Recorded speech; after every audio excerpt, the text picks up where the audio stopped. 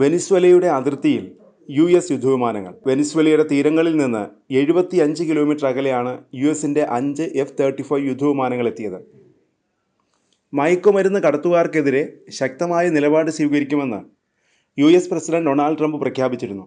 തൊട്ടു പിന്നാലെയാണ് വെനസ്വേലയുടെ തീരത്ത് US യുദ്ധവിമാനങ്ങളുടെ സാന്നിധ്യം സ്ഥിരീകരിച്ചത്.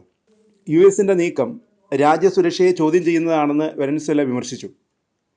കരീബിയൻ കടലിന് മുകളിൽ വട്ടമിട്ട് പറക്കുന്ന അമേരിക്കൻ യുദ്ധവിമാനങ്ങൾ രാജ്യസുരക്ഷയ്ക്ക് തന്നെ ഭീഷണിയാണ്. US സാമ്രാജ്യത്വം വെനസ്വേലയുടെ തീരത്തേക്ക് അടുക്കാൻ ധൈര്യം കാണിച്ചിരിക്കുന്നു. സംഭവങ്ങൾ നിരീക്ഷിക്കുകയാണെന്നും രാജ്യം വ്യക്തമാക്കി. കരീബിയൻ മേഖലയുടെ സമാധാനാന്തരീക്ഷം തകർക്കുകയാണ് US-ൻ്റെ യുദ്ധക്കൊതി അവസാനിപ്പിക്കണമെന്നും വെനസ്വേല പ്രസ്താവനയിൽ ആവശ്യപ്പെട്ടു. എന്നാൽ സംഭവത്തിൽ US പ്രതികരിച്ചിട്ടേയില്ല. മയക്കുമരുന്ന് കടത്തിൽ ഉൾപ്പെട്ടിട്ടുണ്ടെന്ന് ആരോപിച്ച് വെനസ്വേല തീരത്തെ ബോട്ടുകൾക്ക് നേരെ US വ്യോമാക്രമണം നടത്തിയിരുന്നു. കരീബിയൻ മേഖലയിൽ US സൈനിക സാന്നിധ്യം വർദ്ധിപ്പിച്ചിട്ടുണ്ട്.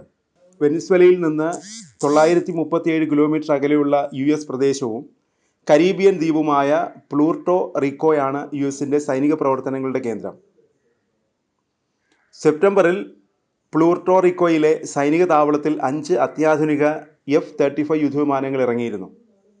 മയക്കുമരുന്ന് കടത്തിനെതിരെ നടപടികൾ ശക്തമാക്കുന്നതിനായി മേഖലയിലേക്ക് 10 സ്റ്റെൽത്ത് F-35 ജെറ്റുകൾ വിന്യസിക്കാൻ US പ്രസിഡന്റ് ഡൊണാൾഡ് ട്രംപ് ഉത്തരവിട്ടിരുന്നു. പിന്നാലെയാണ് യുദ്ധവിമാനങ്ങൾ പറന്നിറങ്ങിയത്. അടുത്തിടെ വെനസ്വേലയിൽ നിന്ന് വരികയായിരുന്ന ഒരു ബോട്ടിനെ US സൈന്യം ആക്രമിച്ചിരുന്നു. ഈ സംഭവത്തിൽ 11 പേരാണ് കൊല്ലപ്പെട്ടത്. ഈ ബോട്ട് നിയമവിരുദ്ധ മയക്കുമരുന്ന് കടത്തിൽ ഏർപ്പെട്ടിരുന്നുവെന്നാണ് US അവകാശപ്പെട്ടത്. വെനസ്വേലൻ സർക്കാർ ഈ ആരോപണങ്ങൾ തള്ളിയിരുന്നു. കൊല്ലപ്പെട്ടവർ മയക്കുമരുന്ന് കടത്തുകാരല്ല, സാധാരണ മത്സ്യത്തൊഴിലാളികളാണെന്നാണ് വെനസ്വേല പറഞ്ഞത്. അടുത്ത കാലത്തായി ഈ രാജ്യങ്ങളും തമ്മിലുള്ള സംഘർഷം കൂടുതൽ വർദ്ധിച്ചിട്ടുണ്ട്. വ്യോമാക്രമണത്തെ ന്യായീകരിച്ച് US പ്രസിഡന്റ് JD വാൻസ് രംഗത്ത് വന്നിരുന്നു. ആക്രമണത്തെ യുദ്ധക്കുറ്റമായി മുദ്രകുത്തിയാലും US ഭയപ്പെടില്ലെന്നാണ് വാൻസ് പറഞ്ഞത്.